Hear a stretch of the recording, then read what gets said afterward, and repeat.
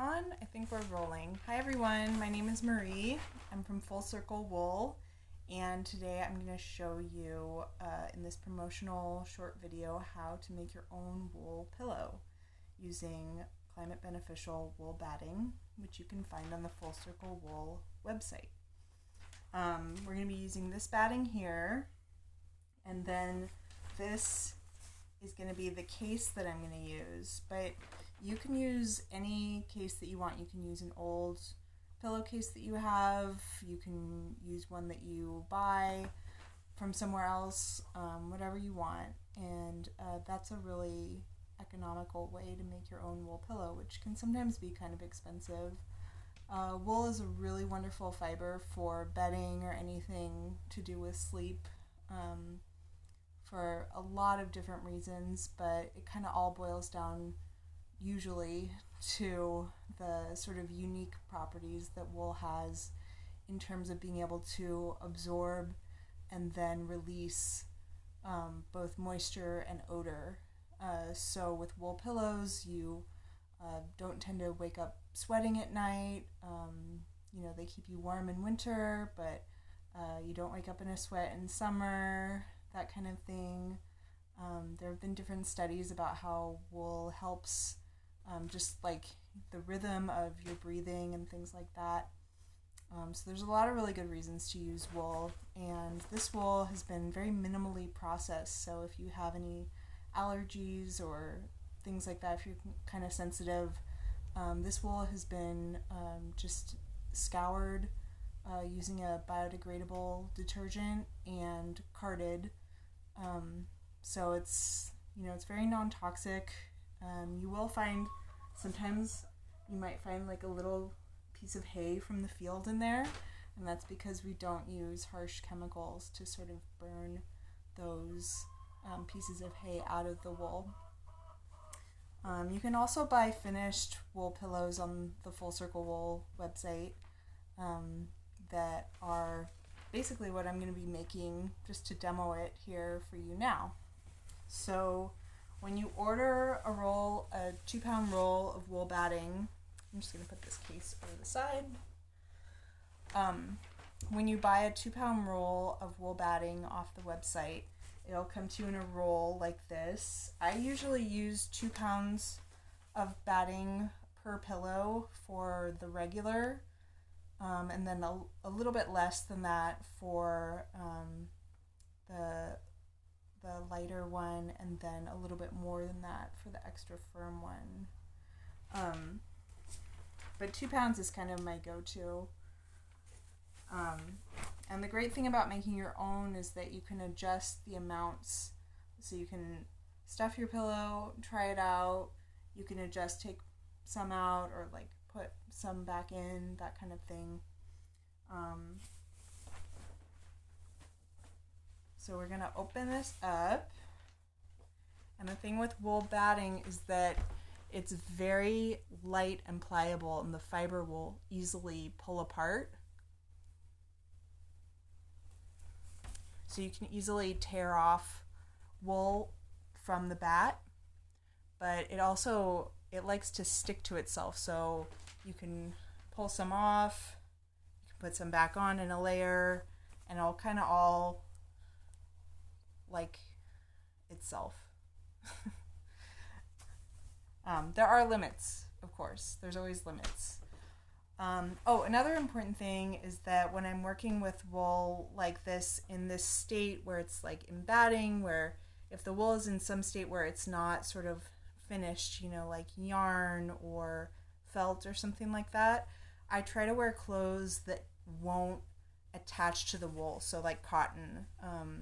So I'm modeling the shepherd dress in Sally Fox's organic cotton, which is on the website, and I have my hair all tied up in one of the headscarves, which is also on the website. This is a promotional video. But because wool likes wool, if I was wearing wool clothing and I was working with wool, this would start to stick on the wool clothing. So I like to wear cotton. Denim is also good. So you're going to roll out your bat and open it up. It's going to be folded in half. and rolled up. So I unrolled it, unfolded it, opened it up. And then what I like to do, because what I'm going for is kind of like a light, fluffy center with like lots of air. And then the outside I want to be really firm. So I try to fluff up one side of the batting. And I'm just going along for like, I don't know, the first third of it.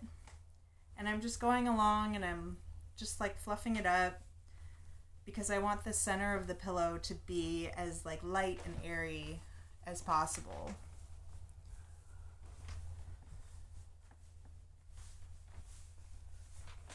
So this is going to be the first part that I roll back up.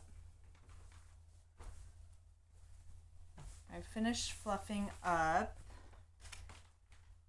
Then I'm going to fold it back in half long ways. And then I'm going to start rolling up from here, so I'm also going to fluff up what's right up here in like the first third or so.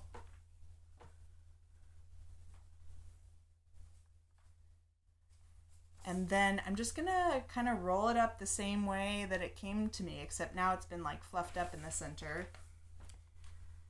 And I can fluff up this side as well.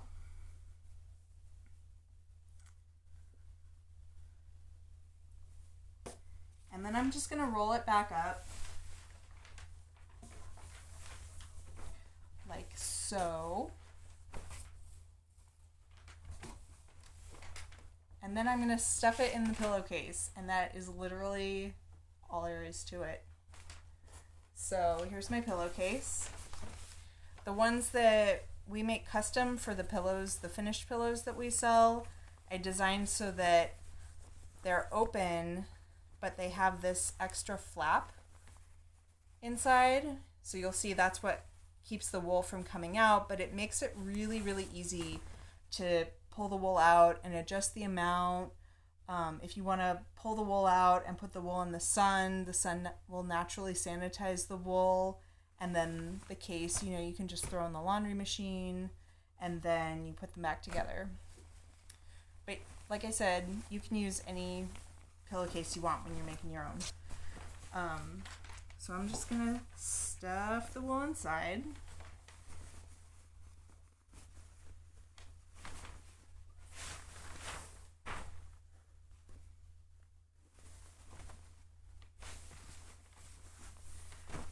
And when they start out, they're going to be really kind of extra thick.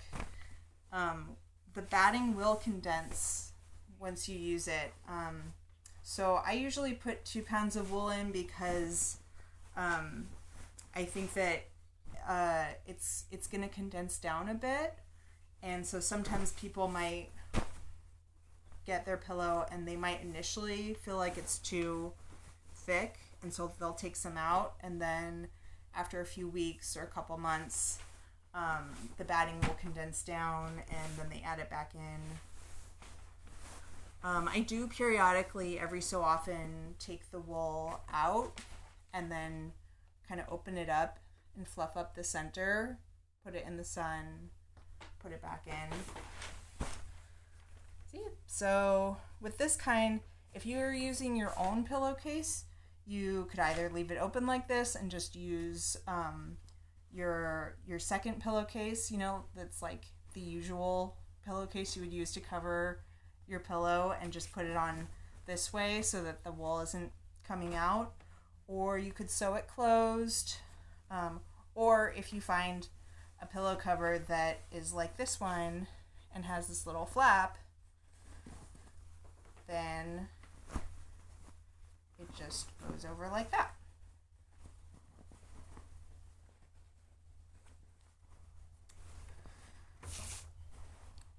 And there you go.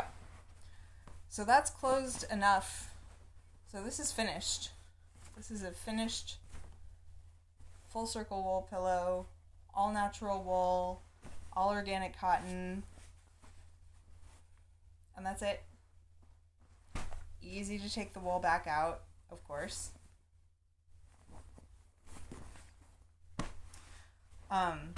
But again, in use, it's going to condense down a little bit more. And like I said earlier, the extra soft have a little bit less wool in it, and it's more fluffed up.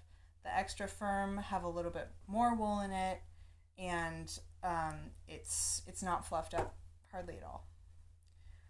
And I have my own wool pillow actually to show you what it looks like when it gets condensed. This is my pillow, not to be confused with that weird guy.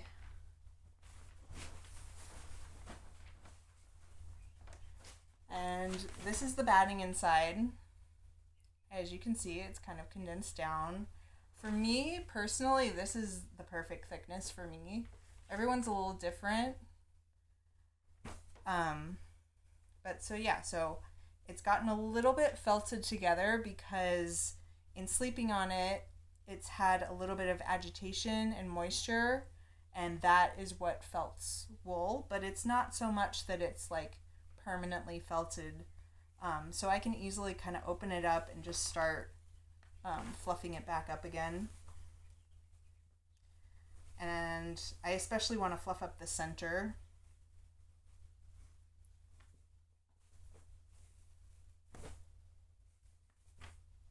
And then I actually like how the sort of like outside layer has gotten felted because that gives a more smooth surface for sleeping on. And then I'm going to just throw it back in here. And all you get to go.